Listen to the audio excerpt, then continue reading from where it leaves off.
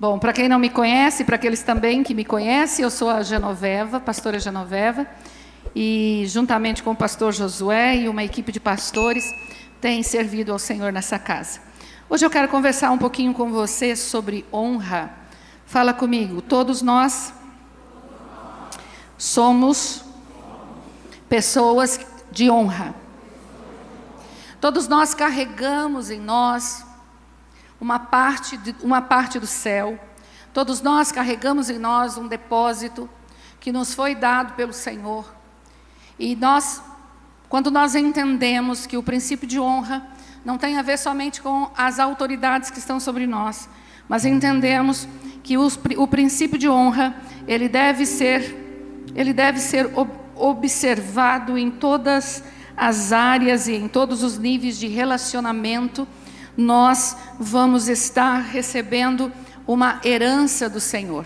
Eu quero falar com você sobre este tema, porque este tema, infelizmente, é um tema que muitos têm quebrado, têm desconsiderado este princípio, porque têm percebido que muitos, por não saber exercer a autoridade e nem nos honrar devidamente, nós nos sentimos no direito, então, de não seguir e não obedecer este princípio. O princípio de honra, já por ser princípio, ele é válido na nossa família biológica, mas também na nossa família espiritual. Todo princípio observado trará uma recompensa para aquele que o observou. E todo princípio quebrado trará uma consequência para aquele que quebrou aquele princípio.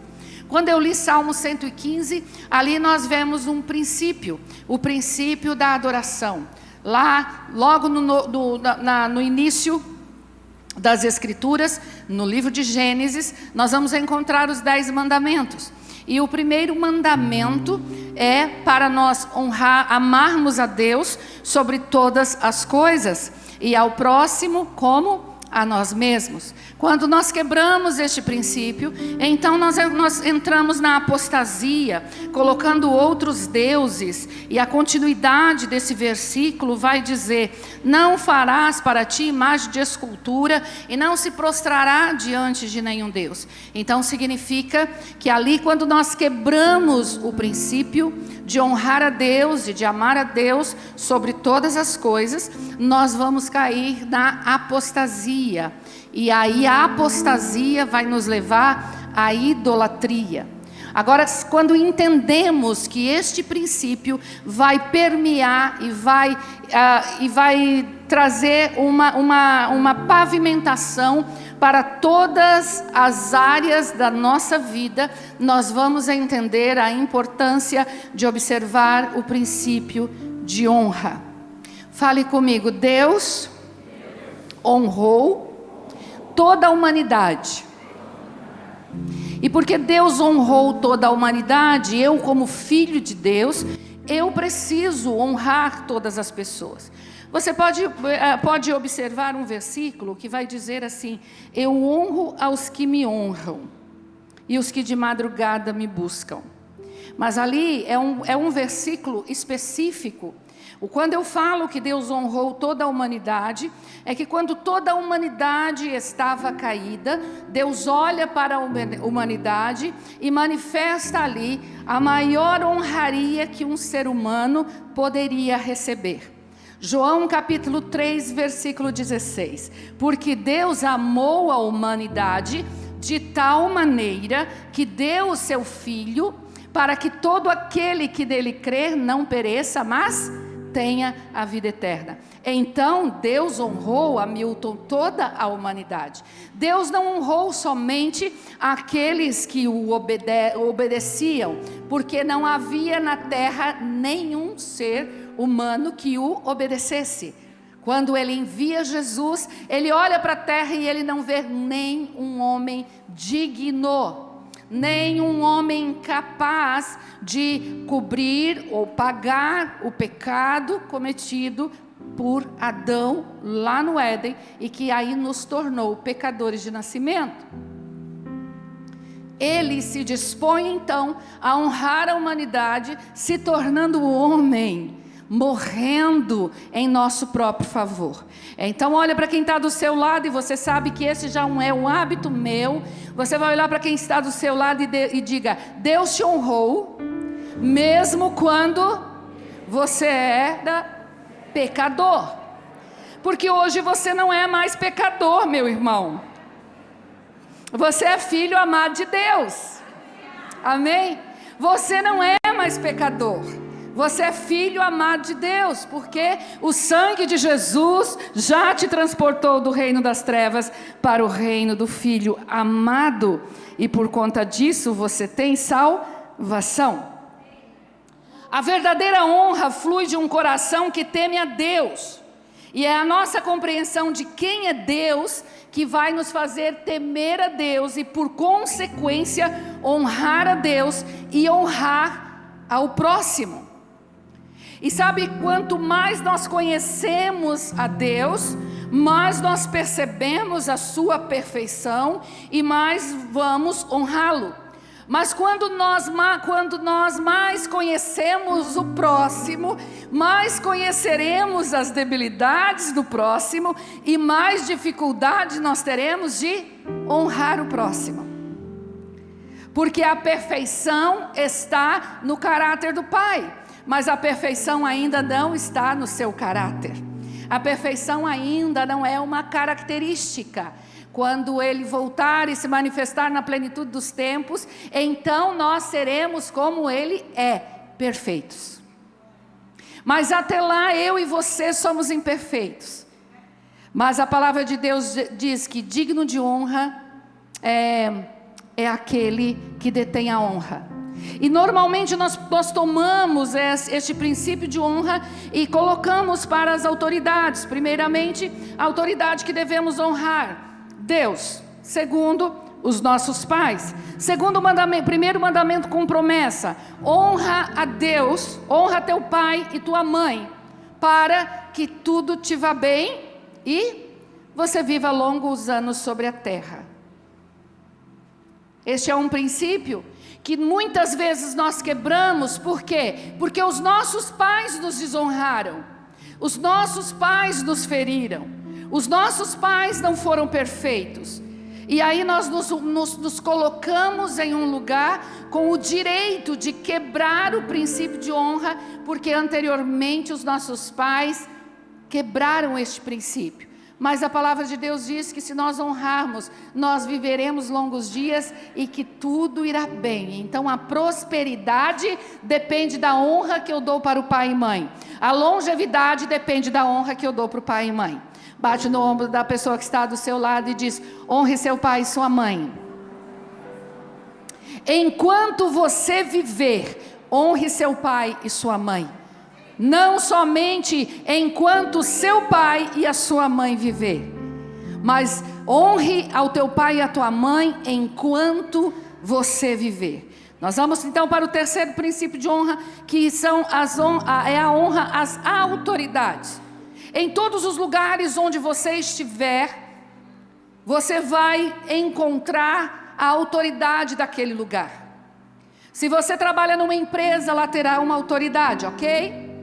Se você está num departamento daquela empresa, lá terá uma segunda autoridade. Então, a empresa, o dono é a autoridade, ele vai delegar a autoridade para os gerentes vão delegar a autoridade para os líderes de departamento, e eu vou delegar a autoridade para parar esse relógio em nome de Jesus.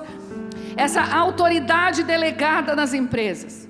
Quando você está numa igreja, num contexto eclesiástico, você também vai estar caminhando debaixo de autoridade. A autoridade do Senhor, que delega a autoridade para o anjo da igreja. Este anjo da igreja vai delegar a autoridade para os demais pastores do colegiado pastoral, como é as nossas nomenclaturas aqui. O colegiado pastoral e o conselho estrutural vão receber autoridades delegadas específicas para áreas específicas, e cada ministério vai ter um líder que vai ter uma autoridade, e esta autoridade é para servir. Olha para o seu irmão e diz: toda delegação de autoridade é para servir. Sabe, é tão importante nós entendermos, se eu recebi uma capa de autoridade, eu estou recebendo com esta capa de autoridade, essa envergadura de autoridade, eu estou recebendo uma toalha e uma bacia, porque toda autoridade delegada pelo Senhor é para servir. Conhecemos autoridades que vêm para dominar, conhecemos autoridades que vêm para explorar. Obrigada pela palavra. Conhecemos autoridades que vêm para explorar, mas não é porque as autoridades não sabem exercer autoridade que eu tenho direito de quebrar o princípio da honra. E porque quebramos o princípio da honra, nós não prosperamos da forma que Deus já nos estabeleceu para prosperar. Não prosperamos porque Deus quer nos dar prosperidade na família biológica. Imagina um filho que não honra o pai, que herança esse pai vai deixar para o filho? Imagina um funcionário que não honra o patrão vai olhar para você e vai dizer: eu vou te promover. Não vai. Agora, tudo aquilo que nós somos lá fora, quando viemos para dentro de um contexto de reino de Deus, nos acompanha, e o nosso caráter, muitas vezes o mesmo caráter de desonra que tínhamos dentro da casa do pai, o caráter de desonra de dentro da empresa, agora a gente vai trazer esse caráter de desonra para conviver com os irmãos em Cristo e para nos relacionar com aqueles que vão delegar autoridade sobre esses irmãos. Sabe, nós temos o grupo de sentinelas aqui. Tem algum sentinela aqui dentro? Se coloca de pé, por favor.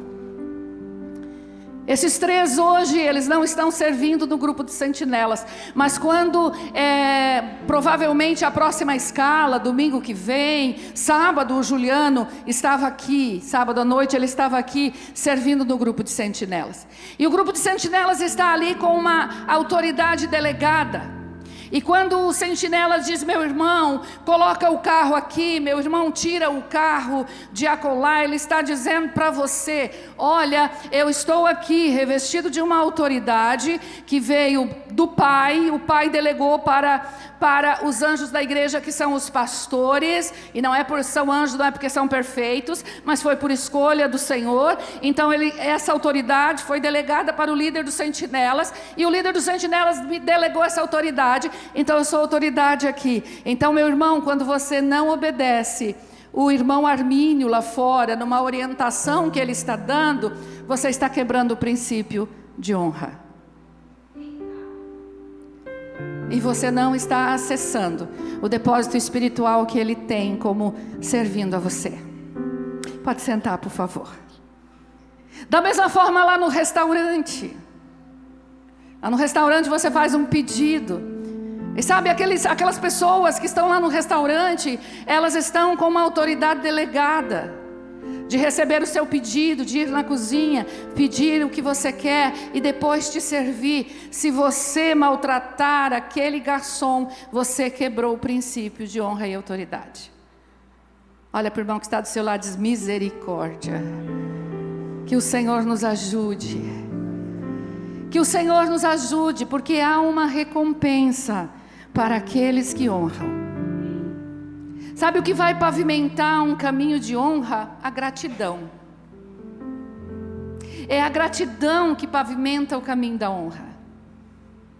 Quando você olha para as pessoas que estão te servindo, quer seja em nível de autoridade acima de você, quer seja pessoas que estão servindo você e que você é autoridade, quando você olha essas pessoas com uma gratidão, ninguém tem obrigação de te servir, meu irmão. Ninguém tem obrigação de me servir. Não, mas eu estou pagando. Não é assim que muitas vezes vem?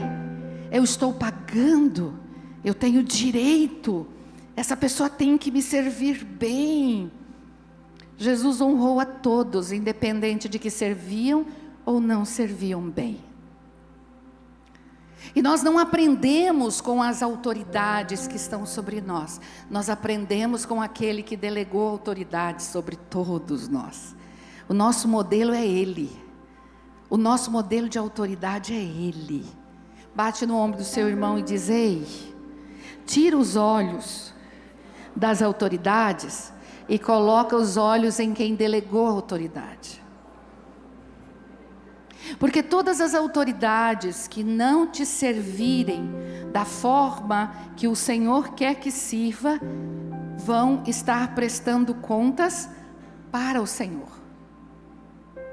Não é para você, não é para mim. Vão prestar contas para o Senhor. Agora nós vamos entrar no texto. E eu gostaria que você abrisse a palavra de Deus. Eu sei que você tem Bíblia, ou no seu celular. Queria que você abrisse Números capítulo 27, versículo 1. Números 27, 1.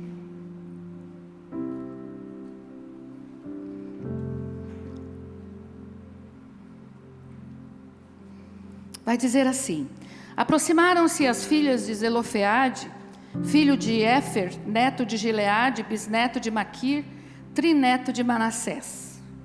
Pertencia aos clãs de Manassés, filho de José. Os nomes das suas filhas eram Maalá, Noa, Ogla, Milca e Tirza. Elas se prostraram à entrada da tenda do encontro diante de Moisés, do sacerdote Eleazar, dos líderes de toda a comunidade, e disseram: nosso pai morreu no deserto. Ele não estava entre os seguidores de Coré, que se ajuntaram contra o Senhor, mas morreu por causa do seu próprio pecado, e não deixou filhos. Porque o nome de nosso pai deveria desaparecer de seu clã, por não ter tido um filho? Dê-nos propriedade entre os parentes de nosso pai. Moisés então levou o caso perante o Senhor, e o Senhor lhe disse: as filhas de Zelofeade têm razão. Você lhes dará propriedade como herança entre os parentes do pai delas, e lhes passará a herança do pai. Diga aos israelitas: se um homem morrer e não deixar filho, transfiram a sua herança para sua filha. Se ele não tiver filha, deem a sua herança aos irmãos dele. Se não tiver irmãos, deem-na aos irmãos de seu pai. Se ainda seu pai não tiver irmãos, deem a herança ao parente mais próximo em seu clã. Esta será uma exigência legal para os israelitas, como o Senhor ordenou a Moisés. Estamos em Números capítulo 27, o povo de Israel atravessa o deserto por conta da murmuração, demora 40 anos e não toma posse da terra prometida. Quando chegava próximo da terra prometida, as portas se fechavam e eles tinham que rodar mais tempo, não porque o Senhor não tinha um bom planejamento, mas por conta da murmuração do povo. Mas enquanto Moisés estava com o povo, Moisés recebeu as orientações do Senhor de como ele deveria dividir a terra prometida. Quando eles assumissem a terra prometida, ele deveria distribuir aquela terra entre as tribos de Israel. Vamos lembrar que eram 12 tribos de Israel, porém uma das tribos não receberia terra. Uma das tribos era a tribo de Levi. A tribo de Levi deveria receber das outras tribos a sua porção, porque a tribo de Levi era responsável por cuidar do tabernáculo. Da tribo de Levi, então, descende os sacerdotes, Arão e toda a sua descendência, que deveriam servir ao Senhor continuamente. Então eles não receberiam herança, eles não deveriam receber terra, eles iam viver do altar. O que significa viver do altar? As demais tribos estariam trazendo todas as suas ofertas, todos os seus sacrifícios e todos os seus holocaustos, e a tribo de Levi então seria sustentada dessa forma. Moisés recebe todas as orientações, inclusive qual era a parte da terra que deveria ser entregue. Mas nós sabemos que Moisés não entra na terra prometida, porque Moisés se irritou com o povo. Só Moisés que se irrita com o povo. Nenhum líder eclesiástico ou religioso se irrita com o povo. Isso foi só lá no tempo de Moisés, porque no tempo de Moisés o povo reclamava demais. Se tinha carne reclamava, se não tinha carne reclamava, se chovia, porque não chovia eles reclamavam. Então eles reclamavam bastante. Então Moisés se irrita, lá tem uma situação entre ele e Deus, e ele perde o direito de entrar na terra prometida. Josué, daí nós vamos lá para Josué capítulo 15, 16 e 17, e nós vamos ver que Josué, o sucessor de Moisés, passa então a distribuir a terra para todas as tribos. Ali já estava tudo desenhado, tudo delineado, mas existia uma lei, e esta lei nós não vamos ver. Josué 15, vocês podem ler em casa, Josué capítulo 15, 16, 17, 18, e vão ver ali a distribuição das tribos. Nesse momento Moisés já tinha morrido, Josué já tinha atravessado o Jordão junto com o povo, e lá ele estava distribuindo as terras. Mas havia uma lei determinada, e foi essa lei que nós lemos aqui em Números capítulo 27. As mulheres não tinham direito de acessar a terra. Somente os descendentes homens poderiam tomar posse do território na terra prometida. E agora, 5 mulheres estão diante de uma situação. Elas nasceram em uma cultura onde as mulheres não eram contadas, e até no Novo Testamento nós vamos ver que as mulheres não eram contadas.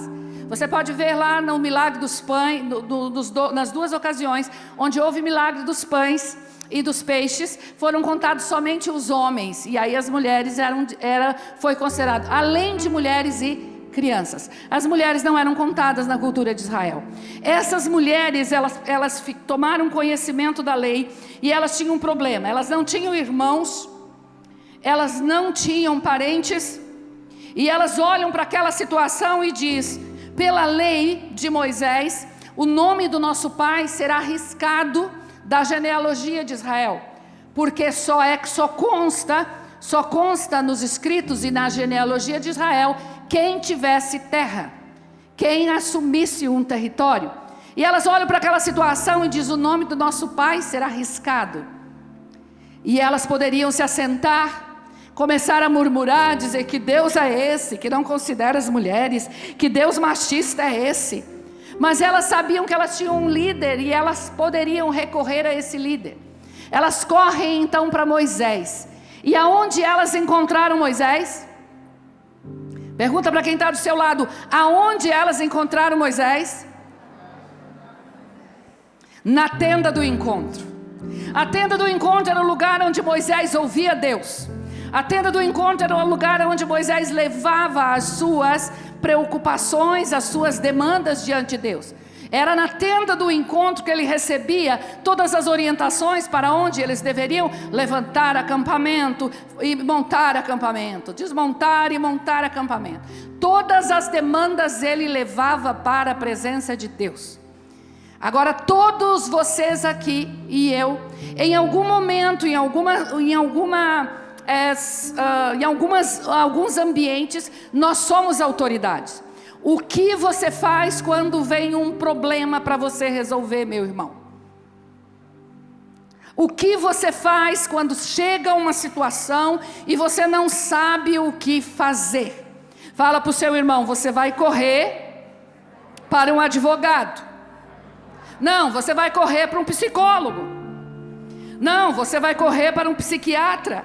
Não, você vai correr para um economista. Não, você vai correr para um gerente de banco. Não, você não vai correr para esses lugares, porque primeiramente você tem que passar pela tenda do encontro. Você até pode ir para o psicólogo, você pode ir para o psiquiatra, você pode ir para o gerente do banco, você pode ir para as autoridades, você pode ir para qualquer lugar, mas primeiro você precisa passar na tenda do encontro. Primeiro você precisa ouvir o que Deus tem para falar para você a respeito daquela situação. Moisés, ele sabia que ele não podia liderar aquele povo se ele não ouvisse a Deus. Você tem ouvido a Deus? Você tem parado no seu dia para ouvir a Deus? Você tem aberto seus ouvidos espirituais? ou o dia a dia tem nos levado a bater na porta A, bater na porta B, bater na porta C. Em último caso, então eu vou perguntar para Deus: Deus, o que eu faço? Porque eu já tentei fazer de tudo, Deus, e eu não consegui resolver o problema. Que tal a gente inverter a situação? Primeiro passar pela tenda do encontro, primeiro falar com Deus e ver aonde Deus manda a gente bater. Porque os grandes problemas que nós nos envolvemos é porque nós achamos que nós já sabemos o que temos que fazer, porque em algum momento da nossa vida a gente teve um encontro com Deus, e como nós tivemos um encontro com Deus, então aquele encontro foi suficiente, agora eu já sei o que fazer. Fala para o seu irmão assim: você não sabe fazer, meu irmão, porque o que Deus falou para você ontem, era para ontem. O que você precisa resolver hoje, você tem que perguntar para Ele hoje. E aí elas levam a situação, e Moisés olha para aquilo e diz assim: ai Senhor, e agora? Já tem uma lei determinada, Senhor, o que eu faço com essas mulheres? E ele vai falar com Deus. E Deus, Ele é imutável. Deus não muda leis, mas Deus acrescenta leis em favor daqueles que o honram. Vou falar de novo: Deus acrescenta leis em favor daqueles que o honram. Quando Moisés leva essa situação diante de Deus, Deus diz assim: realmente, Moisés, não é justo que o nome de Zelofeade não apareça. Sabe o que é interessante? É que essas mulheres, elas foram buscar herança, não porque o nome delas que elas queriam que o nome delas ficasse conhecido. Elas queriam que o nome do pai delas ficasse conhecido. Então elas estavam interessadas não em si mesmas, elas estavam interessadas em levar a genealogia do seu pai adiante. Ali elas estavam honrando o nome de Zelofeade. Com certeza Zelofeade não foi um homem perfeito, não foi um pai perfeito. Mas elas chegam diante de Moisés e falam: nós queremos que o nome do nosso pai fique na história. E sabe como Deus é lindo? Que quando nós honramos os nossos antepassados, o nosso nome entra na história. Eu vou falar de novo: quando nós honramos os nossos antepassados, o nosso nome entra na história, porque nós continuamos escrevendo uma história. Sabe por que os nomes delas apareceram aqui? Não é por causa delas, é por causa de Zelofeade. E aí Deus diz: ok, Moisés, você pode então agregar essa lei. Você vai falar para as mulheres que elas podem acessar. Se não tiver irmãos, primos, tios, se não tiver ninguém para assumir a terra, elas podem receber a terra. Elas saem dali felizes, chegam diante dos líderes da sua tribo. De que tribo elas eram? Da tribo de... Quem leu comigo? Da tribo de Manassés. Elas chegam diante dos líderes da tribo e disseram: Moisés, nosso líder, diz que eu tenho direito a um território. Pastora, por que todo esse histórico bíblico? Você já vai entender quando se fala em tribos. Moisés diz que nós temos direito do território, então nos dê a parte da herança. Os líderes se reúnem e aí encontram um outro problema. Aquelas mulheres eram solteiras. E como mulheres solteiras, se elas decidissem se casar com pessoas de outras tribos, também existia uma lei que a propriedade da noiva seria agregada à propriedade do noivo. Então eles olham para aquilo e dizem: mas meu Deus, elas são 5. Se elas decidem, e essa lei não é só para elas, é para todas as mulheres da nossa tribo. Se elas se casarem com homens de outras tribos, o nosso território vai diminuir. Para onde os líderes foram? Para Moisés. Porque eles sabiam que Moisés falava, que Moisés era representante do céu na terra. Eles sabiam que Moisés ia falar com Deus. Eles se submetiam à liderança de Moisés. Eles não tentaram resolver o problema na tribo. Eles não negociaram com as mulheres. Eles não disseram: não, nós não vamos dar, porque isso não está certo. O que Moisés está pensando que é? Não, eles correram para Moisés. O que você faz quando você não concorda com uma orientação que você recebe? Mulher, o que você faz quando você recebe uma direção do seu marido e você não concorda? Quando seu filho recebe uma direção e traz para você, olha, meu pai disse isso, isso, isso, mas não, teu pai não sabe o que está falando, ó, vamos fazer isso, isso, isso, isso.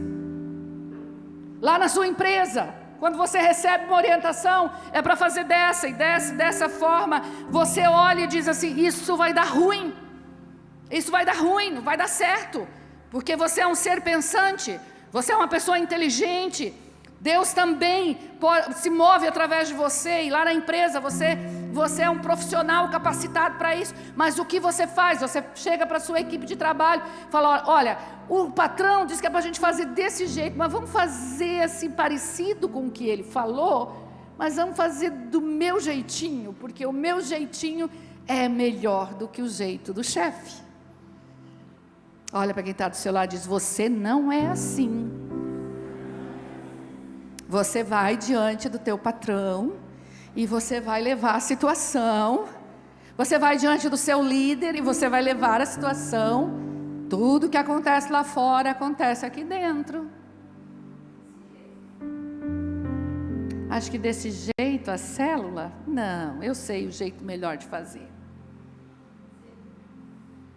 Acho que desse jeito no louvor não é bem assim, porque afinal de contas eu sei mais do que o Tiago, que é o líder do louvor.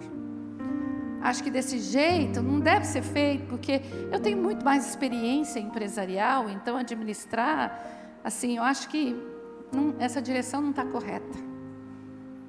O que nós fazemos? Os líderes foram diante de Moisés e falaram, Moisés, nós estamos com um problema. E aí Moisés, que já tinha ouvido a Deus, já sabia o que fazer, né? Não, gente, o problema era novo. Sabe qual é o nosso problema? Que a gente acha que porque ouvimos a Deus uma vez, a gente vai seguir naquela direção, custe o que custar. Às vezes, Deus falou com você há 20 anos, alguma situação, com relação, inclusive, à sua vida profissional. Mas Ele já está querendo que você mude de estação. E você fica ali malhando em ferro frio. Porque você não ouve Deus. Você não volta para a tenda. E acontece uma situação aqui, acontece uma situação ali. E daí você acha assim, Deus não está me abençoando. Não, Deus está querendo agregar alguma coisa na sua vida. Quem sabe aquilo que Ele te entregou lá há 20 anos, foi bênção para você há 20 anos, mas hoje Ele tem algo novo para você. E eu tenho certeza que esta palavra está respondendo alguém aqui nessa área. Eu tenho absoluta certeza, meu irmão, o que foi bom para você lá atrás, não é mais a estação que Deus tem para você hoje. Solta o que Ele te entregou lá atrás, para você avançar na direção do que Ele tem para você hoje. Solta, solta. A sua alma está ligada a isso, mas Deus já tem algo muito melhor preparado para você lá na frente. Você tem que desligar a sua alma daquilo que foi sucesso lá atrás, mas hoje está sendo um fracasso, e você está ali clamando, batendo, e Deus já te falou, e você tem medo de avançar. Avança, meu irmão, em nome de Jesus. Chegou em Moisés, e Moisés, ok, vou falar com Deus de novo. Então ele vai e fala com Moisés, fala com Deus. E Deus diz, Moisés, mais uma vez, os líderes têm razão. Sabe, pastor Luciano, eu gosto muito dessa colocação que está lá em Números. Porque, e aí nós já pulamos para Números capítulo 36. Sabe, os líderes têm razão. Porque isso mostra que nenhum líder, em nenhuma instância, em nenhuma ambiência, é o dono da verdade completa. Deus vai usar os liderados para trazer luz muitas vezes. A questão é o caminho que fazemos para isso. As mulheres sabiam que o caminho não era falar com o pessoal da tribo, o caminho era ir direto ao líder. O caminho era ir direto. E quando então ele ouve Deus, Deus fala, você vai fazer o seguinte, Moisés, você vai falar para que todas as mulheres, elas têm direito a casar com quem quiser, fazer aliança com quem quiser, mas a herança delas vai ficar na tribo. Elas podem se casar com a tribo de Efraim, elas podem se casar com a as outras tribos, mas você vai dizer para elas que a herança, o território, vai ficar com a tribo. Porque para cada tribo tem uma herança. E agora, em 10 minutos, eu quero contextualizar isso aqui com Casa Apostólica Ceifa. Para cada tribo há uma herança. O que é uma tribo dentro do contexto do reino de Deus? Assim como o povo de Israel tinha 12 tribos, mas fazia parte de um único povo, nós como igrejas locais, nós podemos ser considerados como uma tribo, nenhum povo chamado povo de Deus, que se reúne nesta cidade, ok?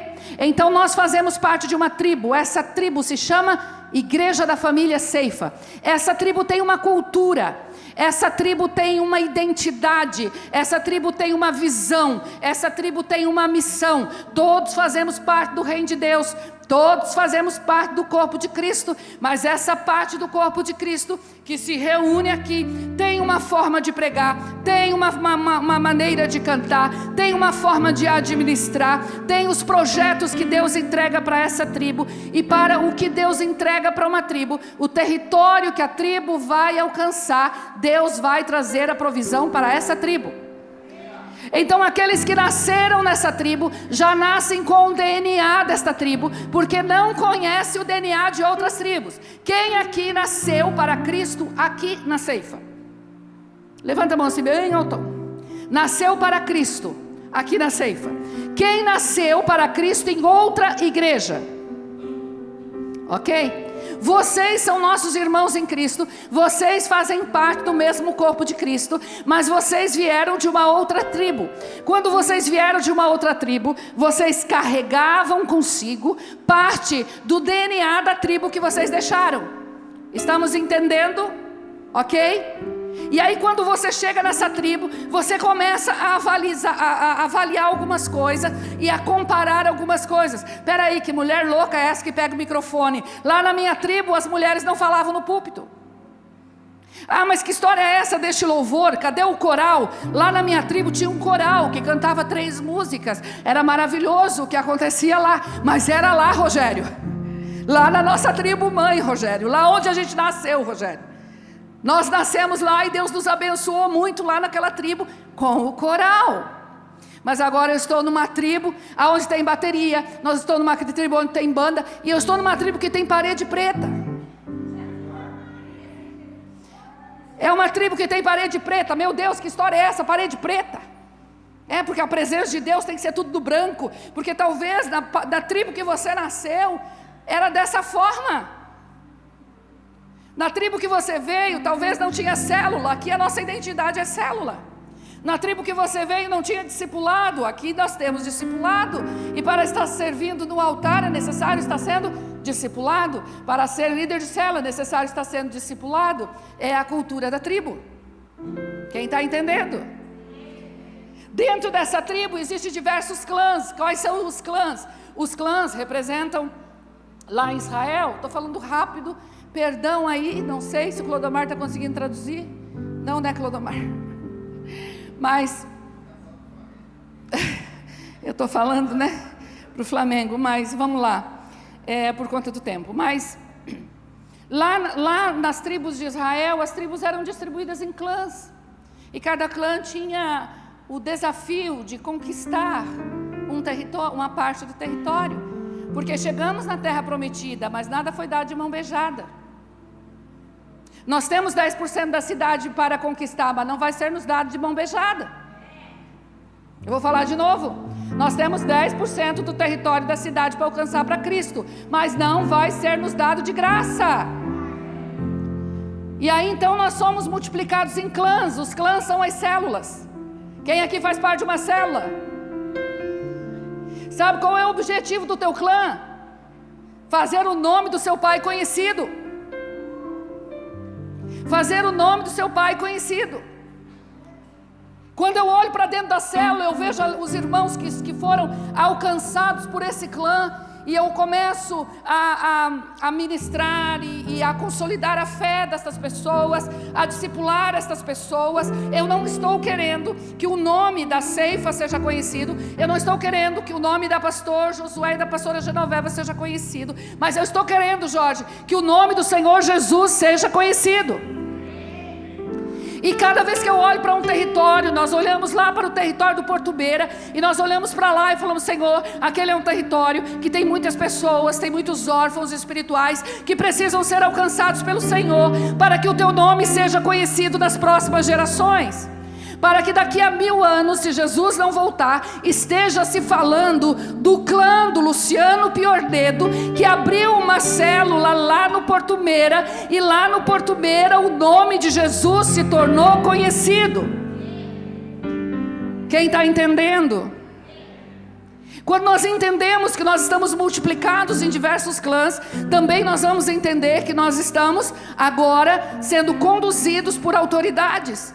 Todos os problemas que os clãs têm não devem estar sendo discutido entre os membros do clã, porque quando se discute problemas da tribo nos clãs, é fofoca. Foi isso que as mulheres, as filhas de Zelofeade falaram: o meu pai morreu no deserto, mas o meu pai, de Mara, não fazia parte da rebelião de Coré. O que ele estava falando? A morte do meu pai não estava entre os 14.700 que morreram, porque Coré se levantou contra a autoridade e começou a discutir os problemas da tribo no clã dele, as insatisfações da tribo no clã dele. E aí ele juntou mais 2, Datã e Abirão. E aí Datã e Abirão, ele se encorajou, Carlito, e aí ele foi diante de Moisés e falou assim: olha só, o povo está dizendo que Deus poderia porventura se mover só através de você, Moisés. Olha onde a sua liderança nos levou. Você já é velho, gagá, não sabe para onde está indo. Mas sabe o que aconteceu? Ele não teve coragem.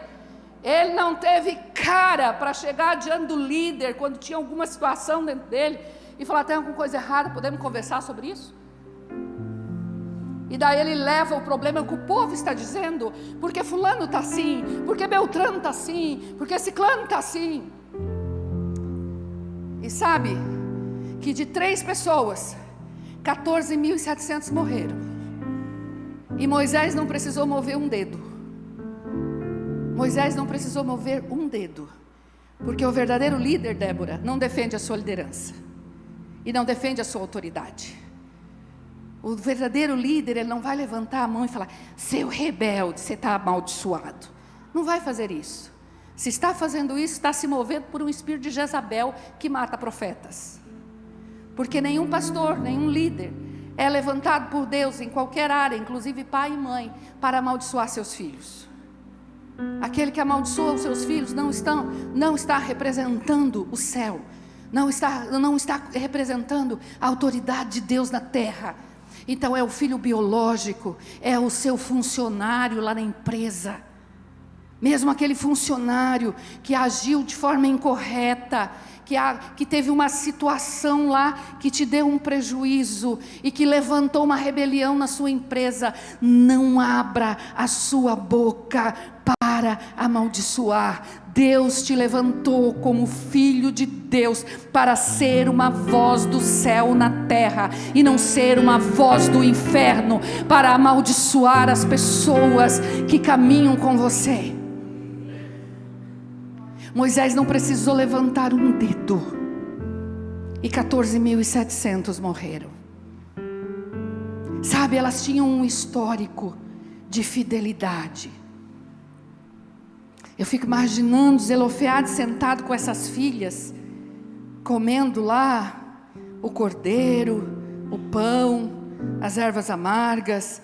O que eles compartilhavam à mesa com os filhos biológicos? Será que eles compartilhavam os problemas da tribo? Ou será que eles compartilhavam os milagres que Deus estava fazendo no deserto? O que eu e você temos compartilhado quando nós sentamos com os nossos filhos? Hamilton, pensa você sentado no domingo à noite com os teus filhos.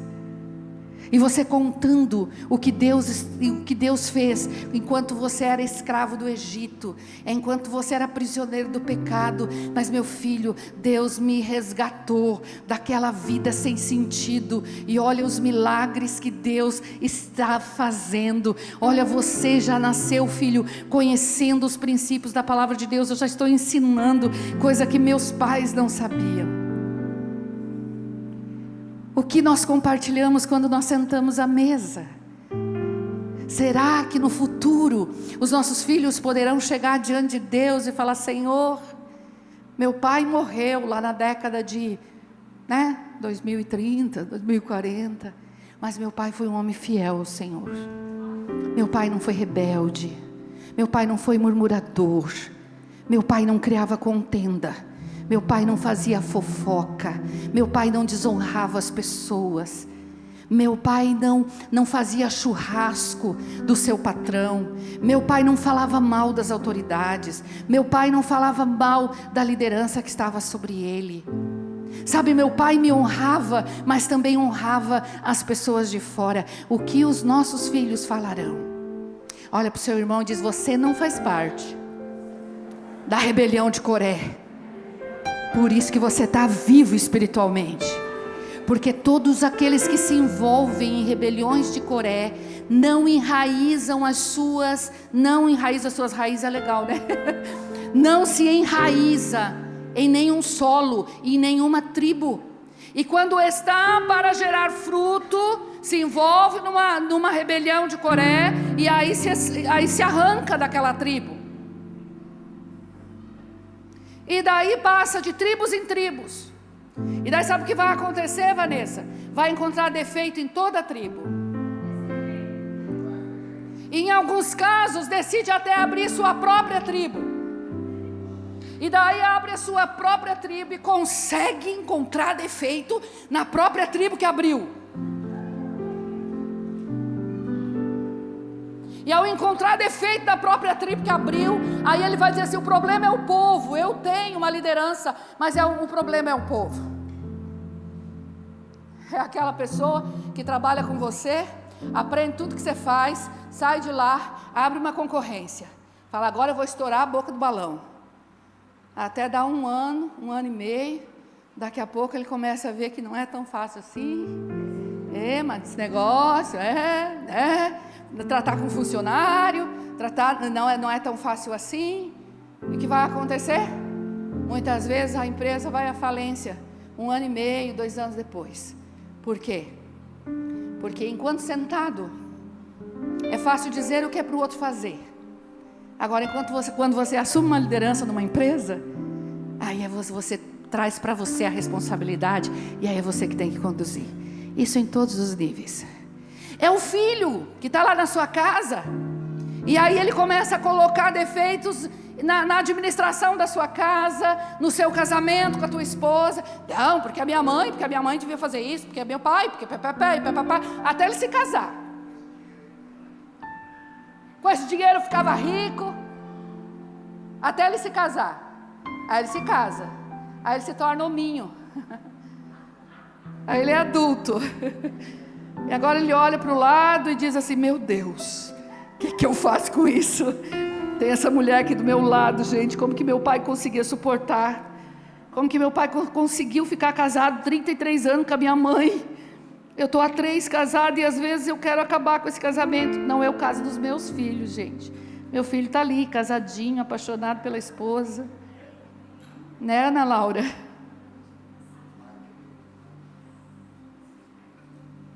Sabe?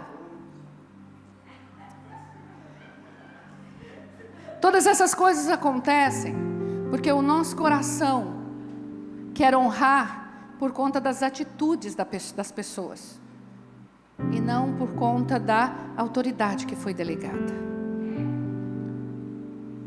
E a honra tem a ver com posicionamento interno, tem a ver com posicionamento do coração, que eu vou honrar independente da atitude, porque honrando eu estou obedecendo a Deus, e quando eu estou obedecendo a Deus, o próprio Deus entra em meu favor, quando algo não estiver de acordo com o que Ele está estabelecendo.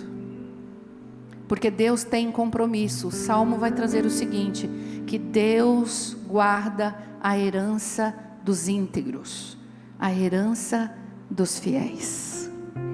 Eu quero convidar você para você se colocar de pé, convidar a equipe de louvor para subir.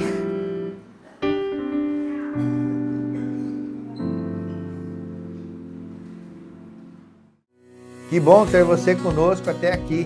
Nós somos a Igreja da Família Ceifa, uma casa centrada na Palavra de Deus e na família. Acredito que essa mensagem tocou o seu coração. Então agora quero te desafiar a dar passos de fé. E o primeiro passo é arrependa-se, entregue a sua vida ao Senhor Jesus, para que Ele seja o seu Senhor e o seu Salvador. E comece uma nova jornada, uma novidade de vida com Ele, seguindo seus princípios. Se você, por algum motivo, esse é o segundo desafio, se afastou dos caminhos do Senhor, volte, esse é meu convite. Aqui você tem uma casa, uma família, uma igreja de braços abertos para te receber e para você pertencer. E por fim, tão importante decida pelo batismo nas águas. É a sua decisão pública de fé. Isso é muito, muito pessoal. Jesus disse, aquele que crê e for batizado, esse será salvo. Se você disse sim para algum desses passos, algum desses desafios, fale com um dos nossos pastores, chame-nos no chat ou escaneie o QR Code que está na tela e siga conectado online. Nós temos conteúdos semanais no YouTube, no Instagram e no nosso aplicativo. Igreja da Família Ceifa, uma igreja para você pertencer. Que Deus te abençoe sempre.